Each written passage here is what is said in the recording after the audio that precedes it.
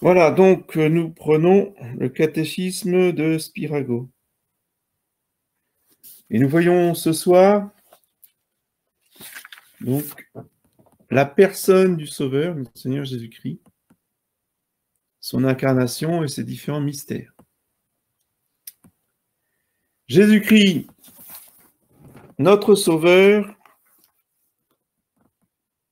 est le Fils de Dieu fait homme, par conséquent Dieu lui-même. Donc toute la vie de notre Seigneur tourne autour de cette double nature de Fils de Dieu et de Fils de l'homme. Donc, premier paragraphe, l'incarnation du Fils de Dieu. Les païens eux-mêmes avaient le pressentiment que la divinité descendrait parmi les hommes pour converser avec eux. Leur mythologie, par exemple l'histoire de Tantale, parle de visites faites aux hommes par les dieux. Or, Dieu est véritablement descendu sur la terre lors de l'annonciation de la naissance de Jésus-Christ.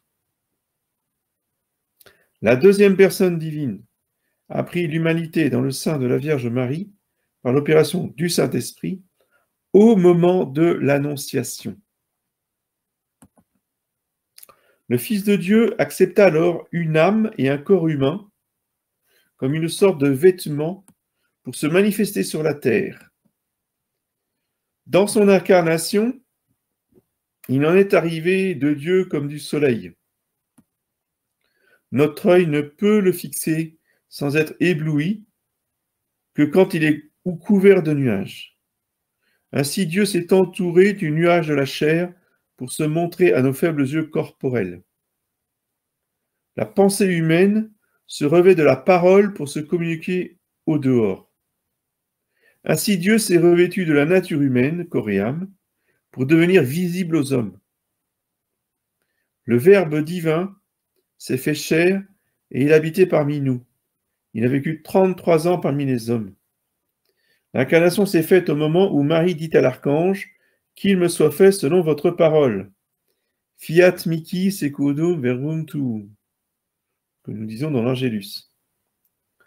Cette parole de Marie attira le Verbe divin, et la deuxième personne de la Trinité descendit dans le sein très pur de la Vierge Marie, comme le soleil se reflète sur la surface d'une mer calme.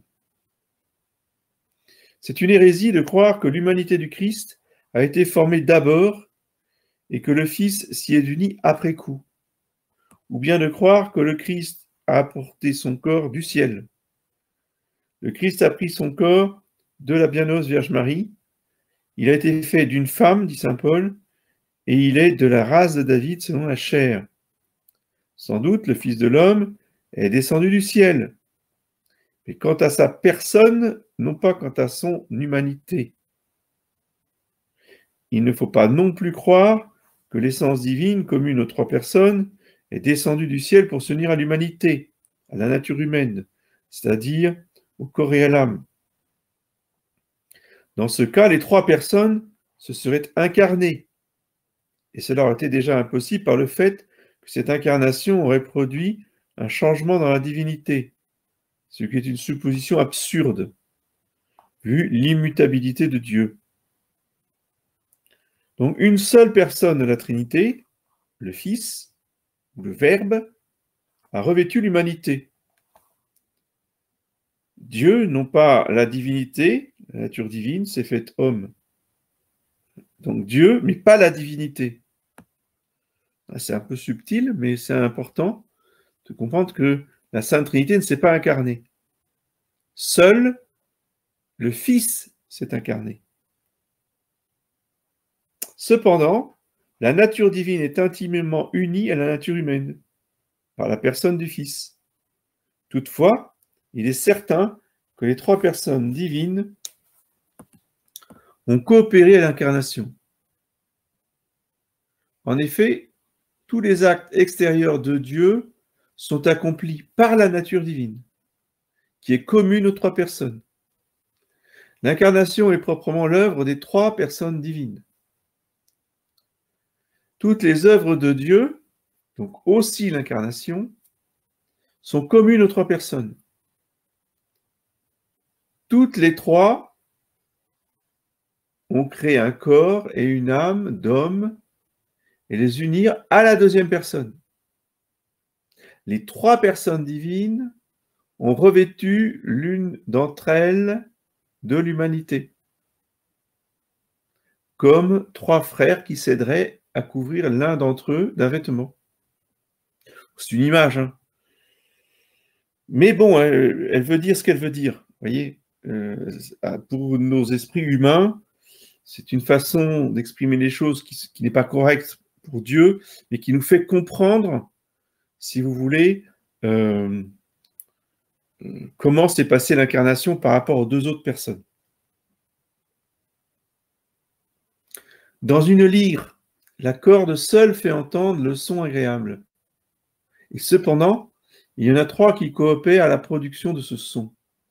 La main, la corde et l'adresse de l'artiste. De même, la seconde personne seule s'est faite chair et est devenue visible. Et pourtant, les trois personnes divines y ont coopéré.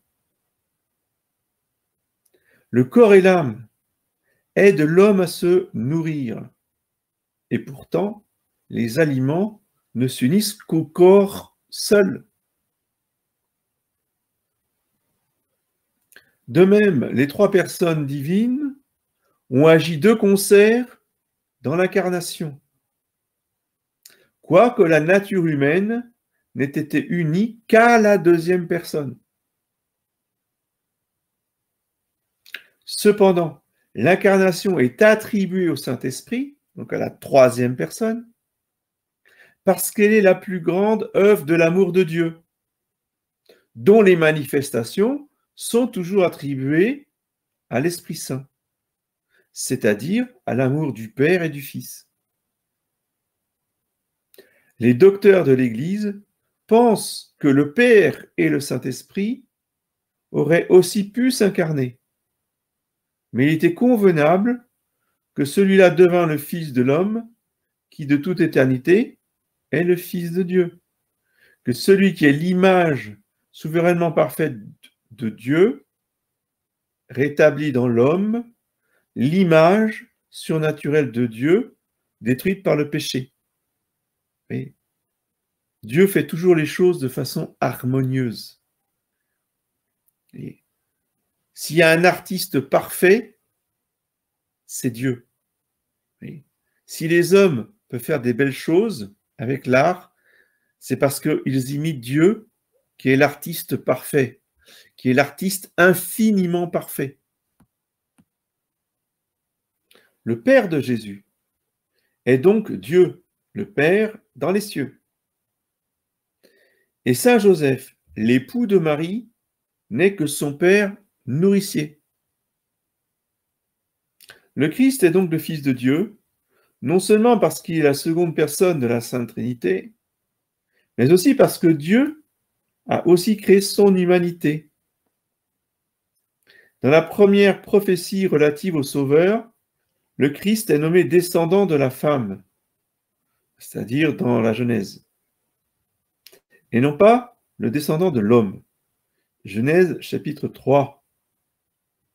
Le Christ lui-même s'appelle le Fils de l'homme, c'est-à-dire le fils d'une seule personne humaine. Dans la généalogie du Christ, Saint Matthieu ne mentionne que les ancêtres de Marie, mais non ceux de Saint Joseph. Et cependant, Jésus passait près de beaucoup pour le fils de Joseph. Joseph était l'époux de Marie, uniquement pour sauvegarder l'honneur de Jésus et de Marie devant les hommes, et pour veiller à leur sûreté et à leur entretien. De plus, Dieu voulait encore cacher aux hommes le mystère de l'incarnation, car ceux-ci s'en seraient scandalisés. Saint Joseph était artisan charpentier. Il était juste, c'est-à-dire qu'il menait une vie sainte. Il était, dit saint Jérôme, parfait en toute espèce de vertu. Sa sainteté était si grande, parce qu'il était très rapproché de la source de toute sainteté, comme l'eau est plus claire à mesure qu'on se rapproche de la source. Il se distingua surtout par sa chasteté, qui égala la pureté des anges et surpassa celle de tous les saints. C'est pourquoi on le représente un lys à la main. Saint Joseph fut comblé de grâce. Dieu lui accorda un honneur qu'avaient convoité sans l'obtenir les rois et les prophètes. Il lui fut donné de porter Jésus dans ses bras, de le baiser, de lui parler, de le vêtir, de le nourrir et de le protéger, nous dit saint Bernard. Saint Joseph fut appelé Père par celui dont le Père était Dieu. Beaucoup de saints pensent qu'il a un rang suréminent au ciel. Comme époux de la Reine des cieux, qu'il serait beaucoup invoqué vers la fin du monde et qu'il donnerait alors les preuves de l'efficacité de son intercession.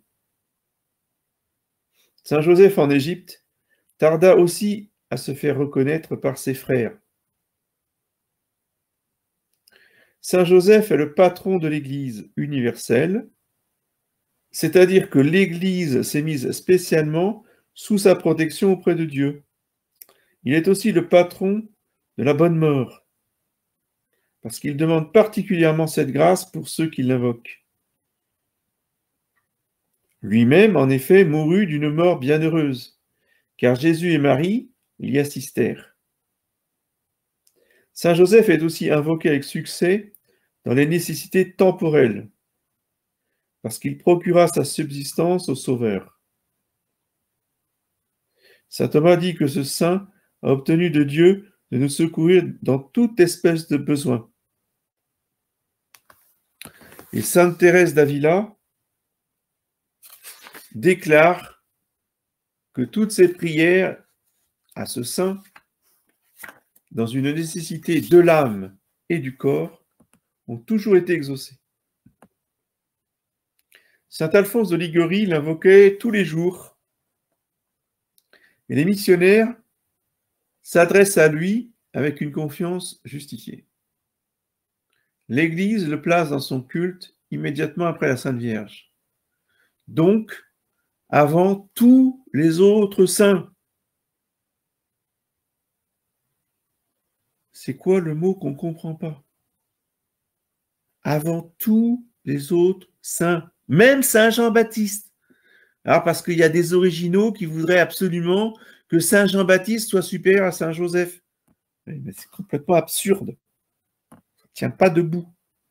Je suis très heureux de pouvoir souligner que l'Église, officiellement, par un dicaster romain, donc au nom du pape, a déclaré que c'était le plus grand de tous les saints.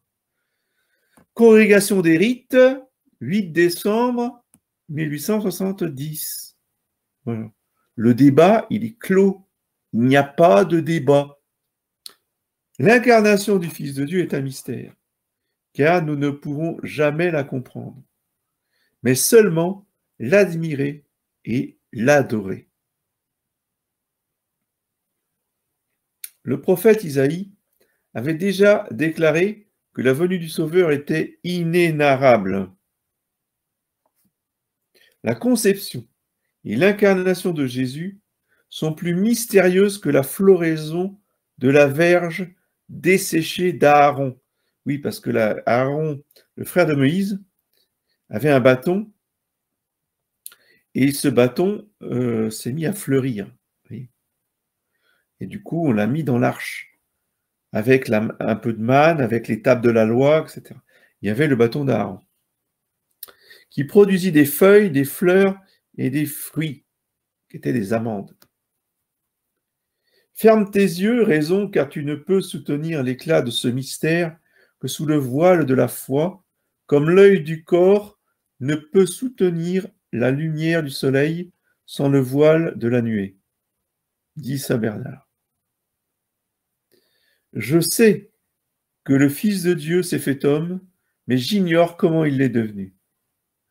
Voici quelques comparaisons qui ont rapport à l'incarnation. La divinité et l'humanité se sont unis dans le Christ comme l'âme et le corps dans l'homme. Si la matière et l'esprit, qui diffèrent si radicalement, peuvent se réunir dans l'homme, a fortiori, la divinité et l'humanité le peuvent, puisqu'elles ont quelques ressemblances. Le Verbe humain aussi a son incarnation. Donc l'incarnation de notre Verbe à nous, c'est-à-dire de notre pensée. Le Verbe, c'est notre pensée, c'est ce que nous disons dans notre tête. Vous voyez, c'est notre parole intérieure. Eh bien, cette parole intérieure s'incarne, entre guillemets, par le bruit, par le son produit par les cordes vocales. La parole est d'abord pensée, donc quelque chose de tout à fait spirituel, intellectuel, immatériel.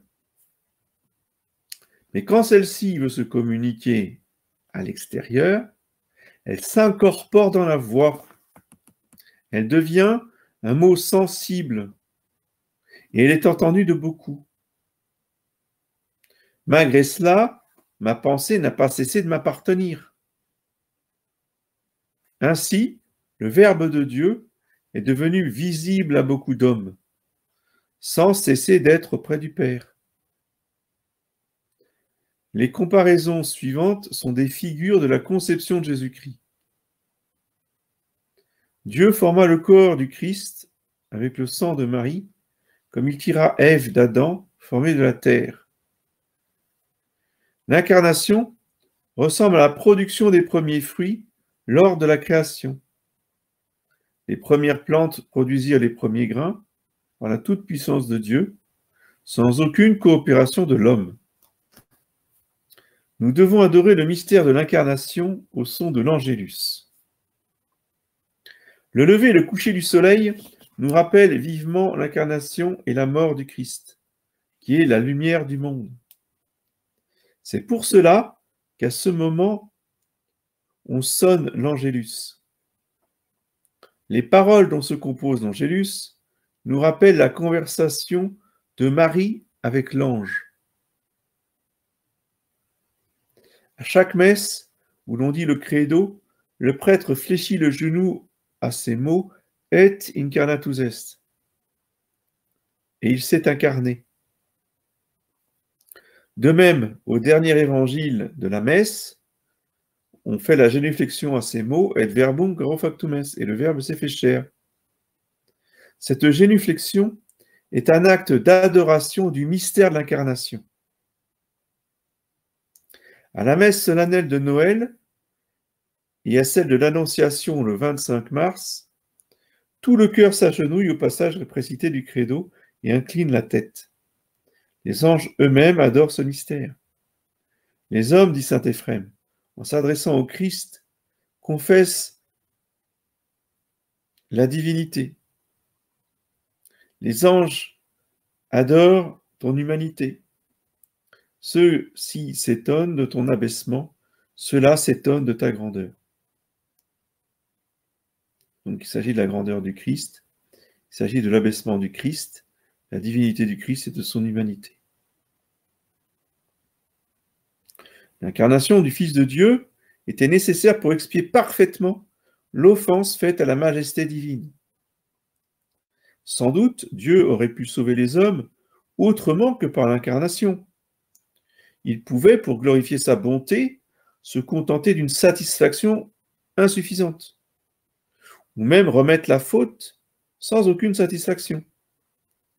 Saint Augustin déjà écrivait « Il y a des insensés qui regardent la sagesse divine comme incapable de sauver les hommes autrement que par l'incarnation, par la naissance du Fils d'une femme, par sa douloureuse passion. Dieu pouvait agir autrement. Et comme nous le voyons par la mort du Sauveur, Dieu réclama une satisfaction parfaite. Il lui plaisait de glorifier sa justice et non pas sa bonté. Or, un homme Dieu, seul, pouvait fournir cette réputation parfaite, cette réparation parfaite. La grandeur de l'offense se mesurant toujours à la grandeur de la personne une offense de Dieu qui est infinie, et par conséquent, aucune créature, pas même l'ange le plus parfait, ne peut la réparer complètement. Il faut l'intervention d'un être infini, c'est-à-dire Dieu lui-même. Le salut de l'homme nécessitait donc l'incarnation. Un Dieu seul ne pouvait souffrir, un homme seul ne pouvait racheter, c'est pourquoi Dieu s'unit à l'humanité, à la nature humaine. Pas à toute l'humanité, mais à la nature humaine. Quand un portrait rendu méconnaissable doit être restauré, l'original est obligé de poser de nouveau. C'est ainsi que Dieu dut descendre du ciel pour restaurer l'homme fait à son image. Pour satisfaire parfaitement à la majesté divine offensée, l'homme-dieu apparut sur la terre dans un état d'abaissement. S'il avait apparu dans tout l'éclat de sa majesté, le roi de gloire n'aurait pas été crucifié. Le Christ imita en quelque sorte le roi athénien Codrus. L'oracle de Delphes avait déclaré que les Athéniens seraient victorieux si leur roi était tué par les ennemis. Codrus revêtit les habits d'esclave et alla dans le camp des ennemis, où il fut tué. Ceux-ci, ayant appris qu'ils avaient rempli les conditions posées par l'oracle, s'effrayèrent et s'enfuirent. Les prophètes aussi avaient prédit que le genre humain serait sauvé par la mort du roi de gloire. Celui-ci prit la forme des esclaves, apparut ainsi dans le monde, ne fut pas reconnu et fut tué. Quand les mauvais esprits virent qu'ils avaient tué par leur suppôt le Fils de Dieu, ils prirent la fuite.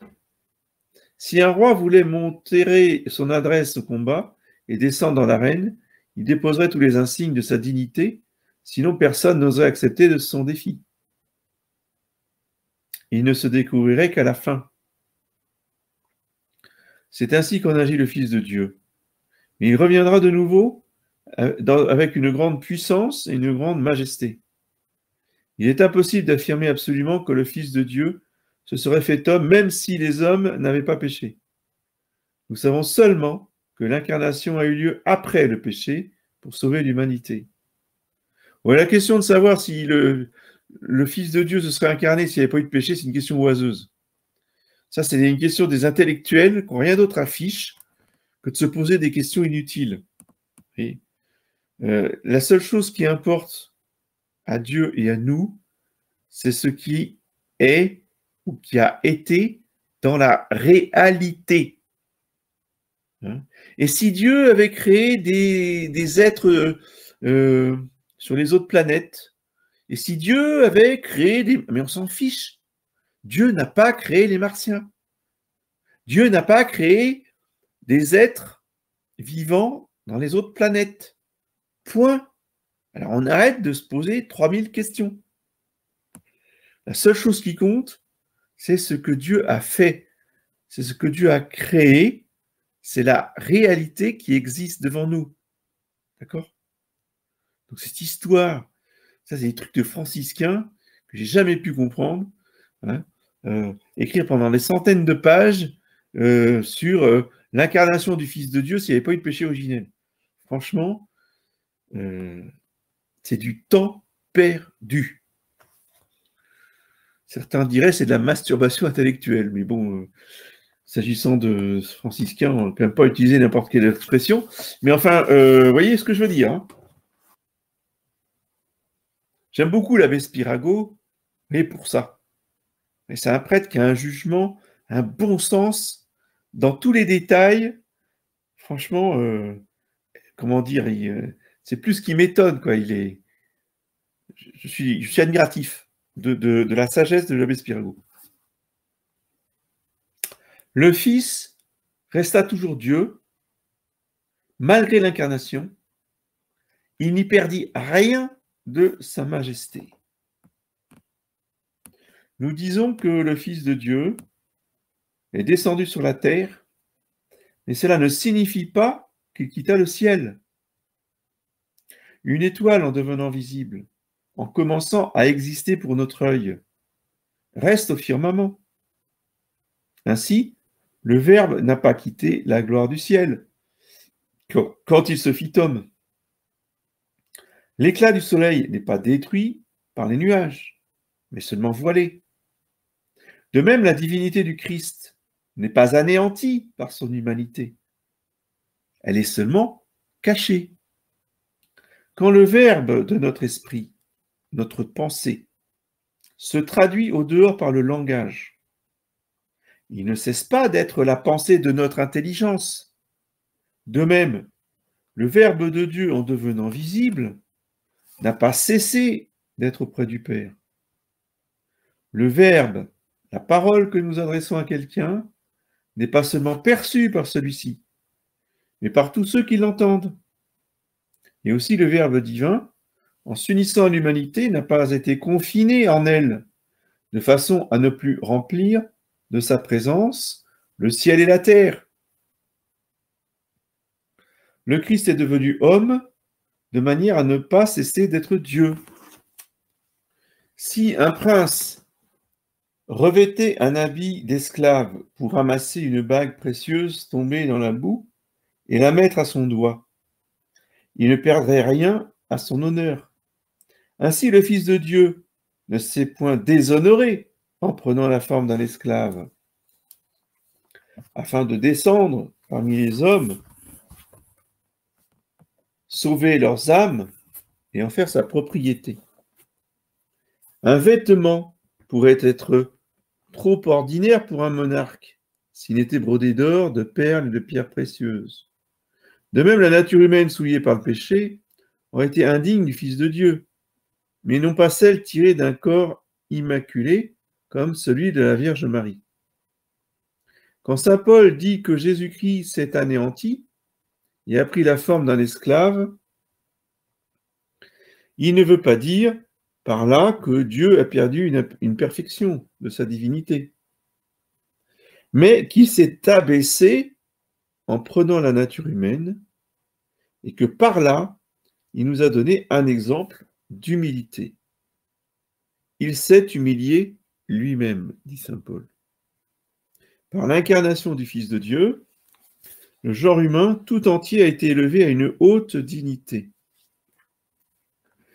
Le soleil illumine de ses rayons toutes les planètes qui se meuvent autour de lui. Ah ouais? La planète, elle tourne autour du soleil, tiens. C'est drôle, hein? Non, c'est une taquinerie envers certains. Bref. Donc le soleil illumine de ses rayons toutes les planètes. Ainsi, le Christ répand son éclat divin sur tous les hommes, au milieu desquels il a conversé 33 ans. La nature humaine, adoptée par le Fils de Dieu, est comme le levain qui pénètre toute la pâte. Le Christ est le cep, et nous sommes les rameaux. Nous sommes sous un rapport supérieur aux anges, quoiqu'ils ne nous soient soumis ni aux maladies, ni à la mort. Ils n'ont cependant pas Dieu pour frère. Si donc ils en étaient capables, ils nous porteraient en vie. Mais les anges, évidemment, sont inaccessibles à l'envie. Ils nous aiment comme des frères. Voyez. Le Maître suprême a pris la forme d'un esclave pour que l'esclave devint libre et maître lui-même. Le Fils de Dieu est devenu Fils de l'homme, afin que les enfants de l'homme deviennent enfants de Dieu. Oh, que la rédemption est précieuse, puisque l'homme semble valoir autant que Dieu. Ne souillons donc jamais notre dignité divine par le péché. Ne faisons pas honte à Jésus-Christ. Ne faisons jamais ce qui n'est bon que pour le démon. Je vais arrêter là parce que la partie suivante est très longue. Elle va nous entraîner un peu tard. Nous verrons la prochaine fois quelles sont les vérités à conclure du mystère de l'incarnation. Eh bien, je vous dis bonsoir et à mardi prochain.